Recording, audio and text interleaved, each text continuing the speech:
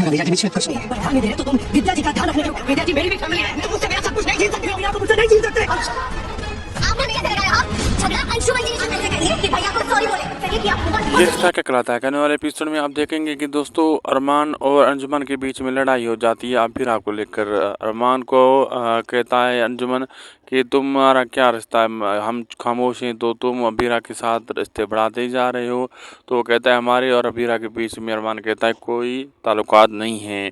तो अंजुमन कहता है तो फिर तुम क्यों रुके हो भाई यहाँ पे, विद्या के बहाने यहाँ रुके हो, विद्या मेरी भी फैमिली है, मैं भी उसका ध्यान रख सकता हूँ, तुम यहाँ से चले जाओ। इतनी देर में जो है अरमान और अबीरा के सॉरी अरमान अंजुमन के बीच में लड़ाई जो होता है, अंजुमन अरमान कहता है तुम मुझसे सब कुछ मेरा नहीं छीन सकते। तो पायल और सॉरी तान्या और गीता समझ अबीरा और गीता बीच में छुड़ाने के लाती हैं, तो उस टाइम अंजुमन को धक्का लग जाता है। तो गीता तान्या कहती है अबीरा को तो तुम्हारे अगर अरमान के बीच में कुछ नहीं है, ख़त्म हो चुका है, तो अरमान को बोलो अब मेरे भाई से माफ़ी मांगे। क्या अब अबीरा बोलेगी अरमान को माफ़ी मांगने के लिए? अब आगे देखना मज़ेदार होगा।